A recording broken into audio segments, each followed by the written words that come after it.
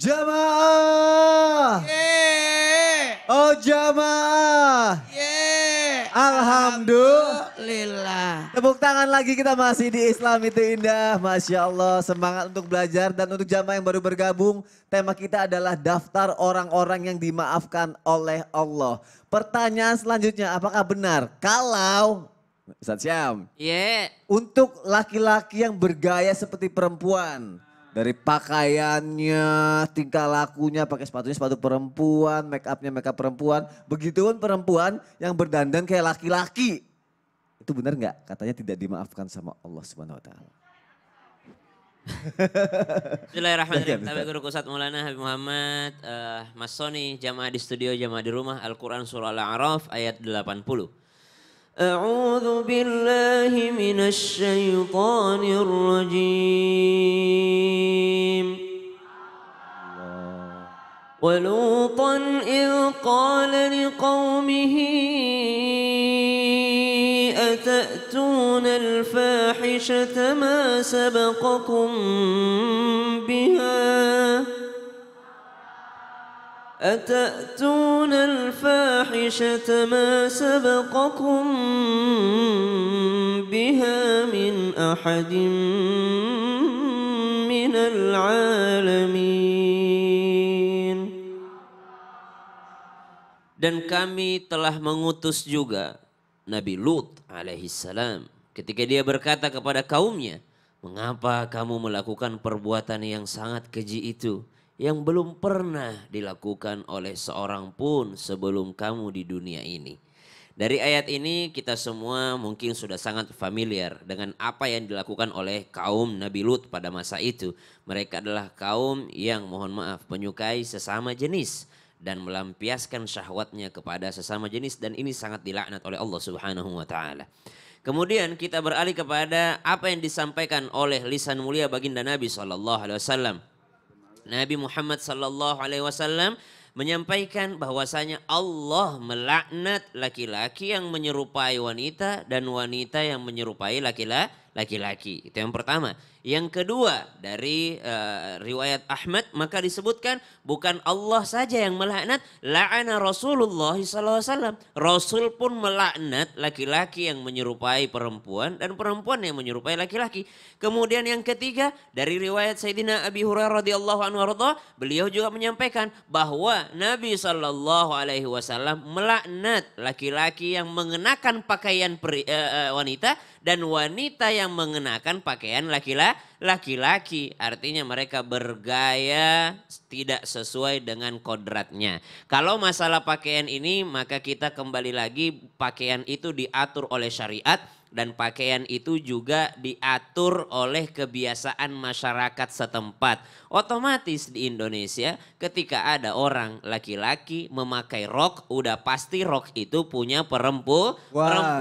Maka ini sudah pasti tidak disenangi, bahkan bahasanya dilaknat oleh baginda Nabi besar Muhammad SAW. Apakah bisa dimaafkan oleh Allah Subhanahu wa taala? Kembali lagi pembahasan kita agar kita mendapatkan maafnya Allah Subhanahu wa taala, maka bertaubat. Selain daripada kembali kemana? Kembali kepada kodratnya, yaitu sadar bahwa saya ini laki-laki. Secara bentuk fisik saya ini adalah seorang laki-laki. Mungkin ada yang beralasan, saya ini Ustadz fisiknya aja laki-laki, tapi sebenarnya jiwa saya ini adalah perempuan. Ini adalah sebuah ujian dari Allah Subhanahu wa taala. Kami berusaha memahami apa yang dirasakan oleh saudara-saudara kami. Mereka juga itu adalah saudara-saudara kita, Bu. Maka kita janganlah melaknat mereka. Kita sampaikan bahwa Allah Subhanahu wa taala memberikanmu ujian yang seperti itu. Di luar sana ada mungkin yang dikasih penyakit mental, ada yang dikasih penyakit ini.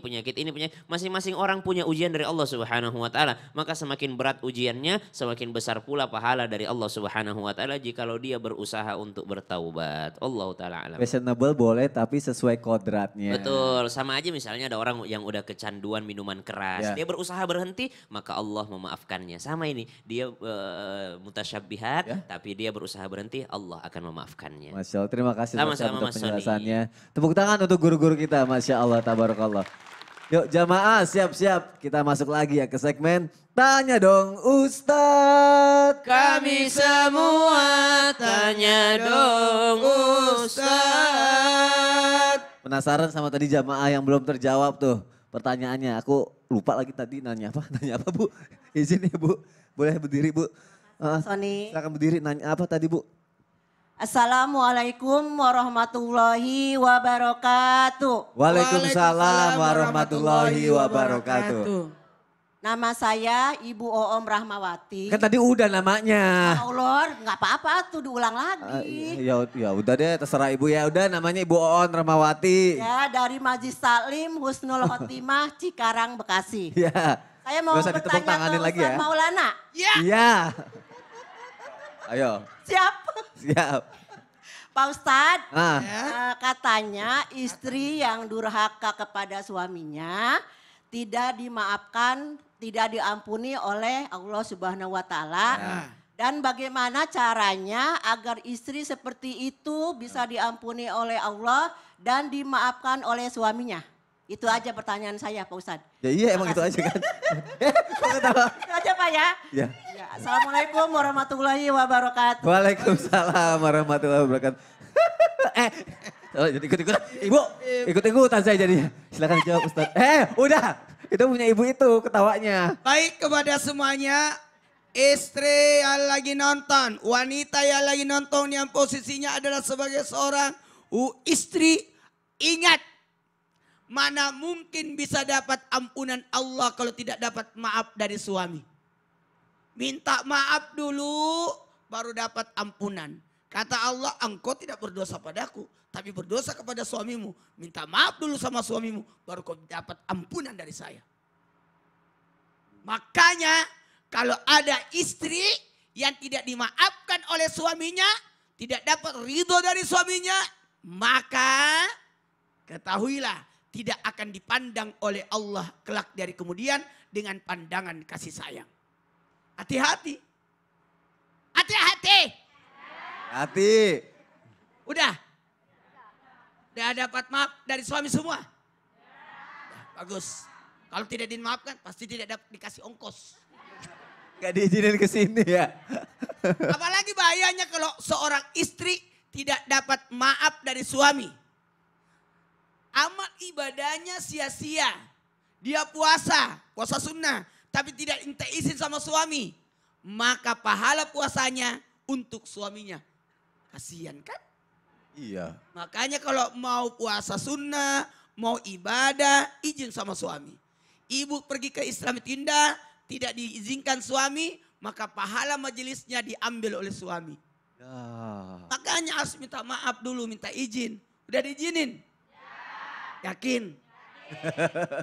Suaminya nonton? Kalau suaminya tidak nonton berarti ibu tidak diizinkan. Ya. Kalau tidur gimana suaminya? Ya juga sih ya. Apalagi kepada wanita yang belum dapat ridho, maaf dari suaminya, yakin. Nauzubillah semua nauzubillah mendapatkan laknat dari malaikat. Makanya mohon maaf saya tidak pernah marah sama istri saya sampai wafatnya. Selama 10 tahun 5 bulan 12 hari saya bersama dengan almarhumah istri saya, tidak pernah marah saya sama istri saya. Kok bisa? Supaya istri saya tidak dilaknat. Oh, Saya tidak Masya mau Allah. tinggal sama orang dilaknat. Masya Allah. Makanya kepada suami dimanapun berada, istri tidak boleh dimarahin. Setuju? Setuju. Oh semangat banget giliran itu. Istri tidak boleh dimarahin.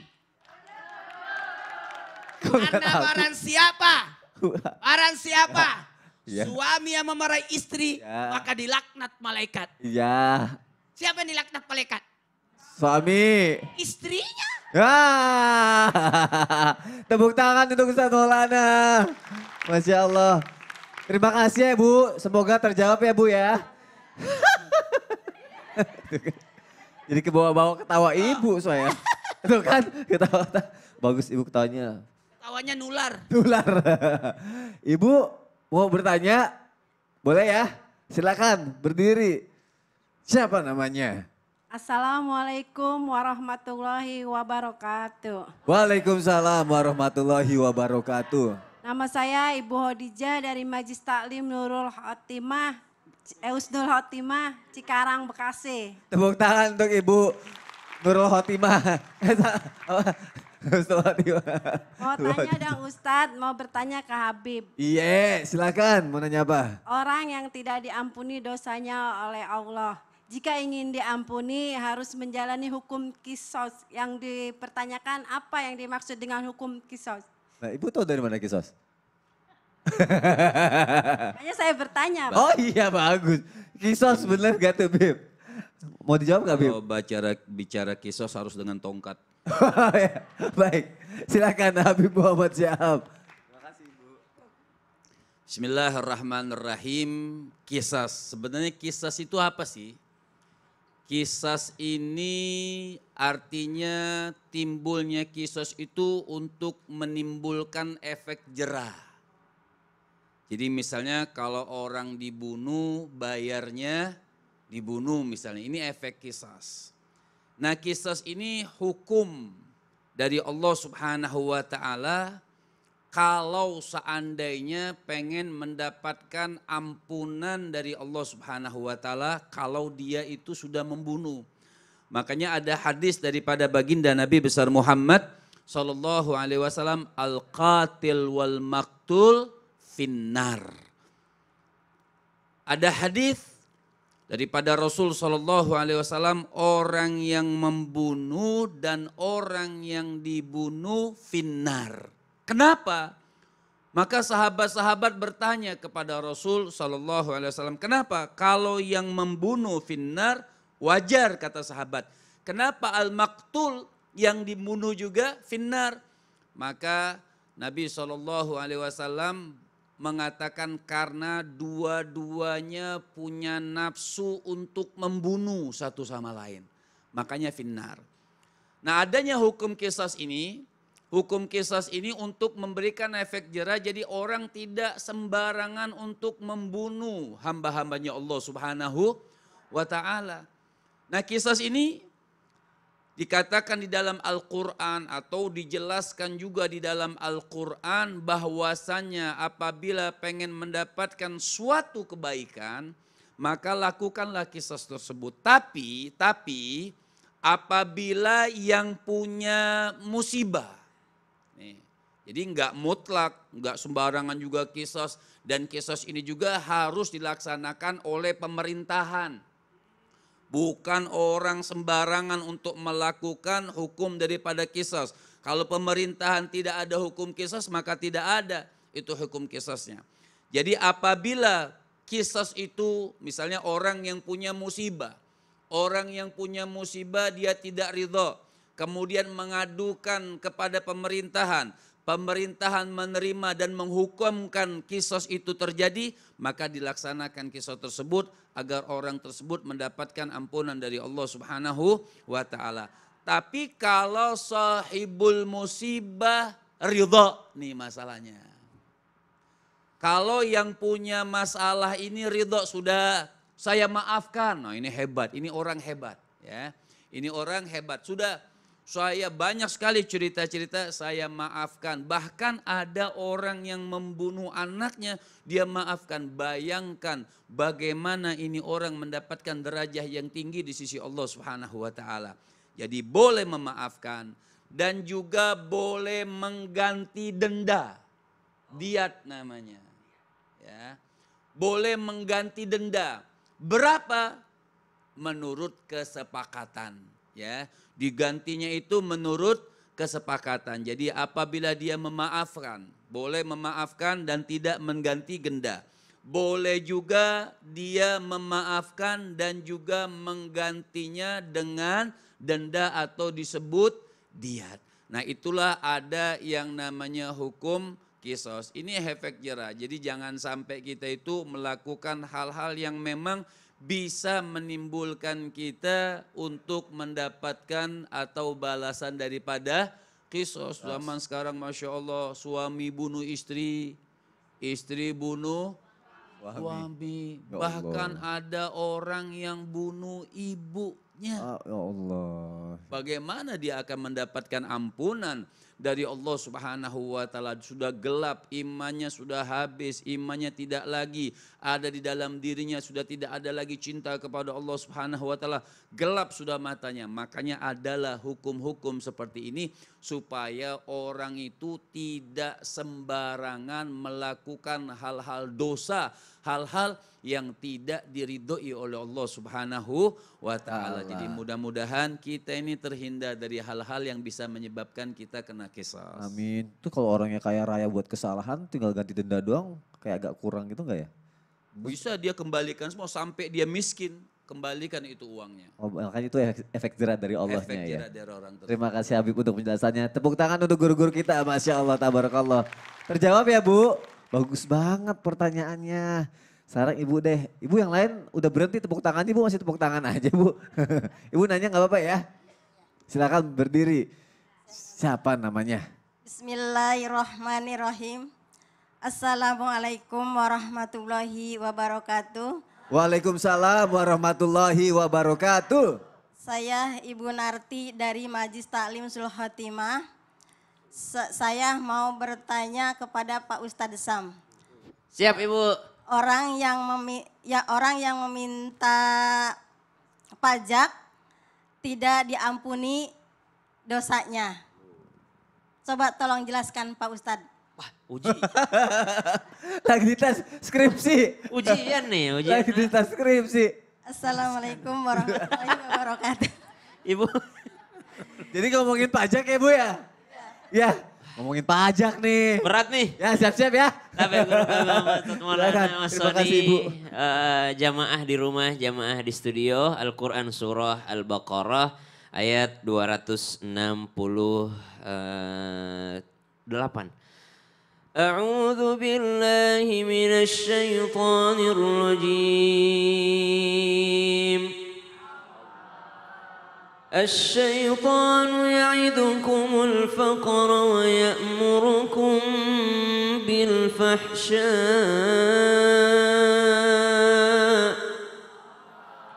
والله يعدكم مغفرة منه وفضلا والله واسع عليم.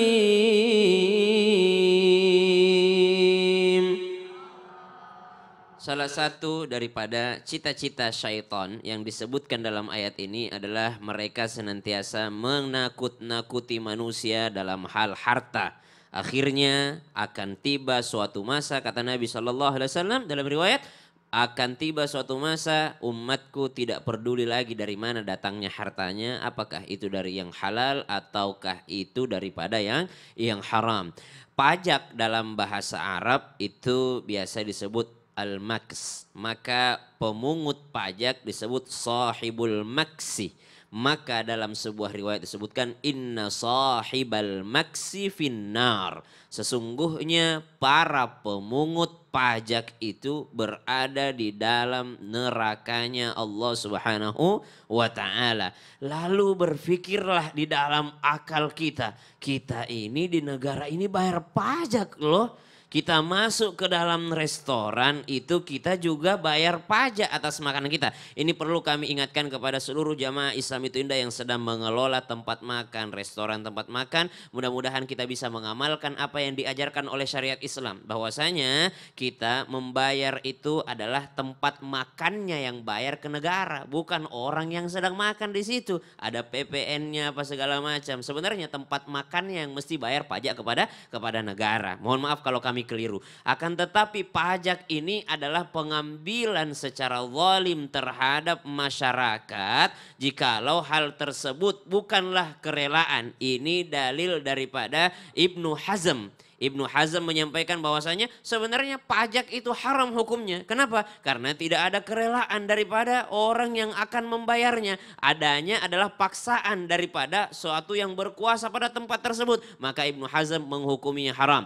Berbeda pendapat dengan Syekh Yusuf Qardawi yang mengatakan diperbolehkan adanya pemungutan pajak karena itu adalah untuk kesejahteraan bersama. Maka kita berdoa semoga kita mendapatkan pemimpin yang insya insya Allah, tidak memberatkan dalam hal apapun kepada masyarakat, tidak dinaikkan pajak, tidak diberikan beban yang terlampau kepada masyarakat, yang miskin dibesarkan, yang miskin diangkat derajatnya oleh Allah Subhanahu wa taala melalui regulasi-regulasi pemimpin yang mendatang insya Allah. Maka ketika berbicara tentang harta ini, ternyata Ibnu Hazm dan juga Yusuf Qaradawi ada perbedaan dan ada persamaan. Yusuf Qaradawi mengatakan pajak halal, Ibnu Hazm mengatakan pajak haram. Ini perbedaan, tapi ada juga persamaan. Apa persamaan di antara kedua ulama ini? Persamaannya keduanya berkata bahwasanya pajak tidak bisa mengganti zakat. Jadi kalau ada orang sudah bayar pajak, jangan pikir sudah bayar zakat. Beda. Karena pajak dan zakat adalah dua hal yang berbeda. Wallahu ta'ala. Masya Allah, terima kasih Ustaz. Sama-sama, berat juga pertanyaan ibu ini. Bagus sekali pertanyaannya, tepuk tangan untuk ibu-ibu yang sudah bertanya. Setelah ini jamaah yang ada di rumah akan aku bacain pertanyaannya ya. Makanya jangan kemana-mana, tetap di Islam itu indah. Jamaah, oh jamaah, alhamdulillah.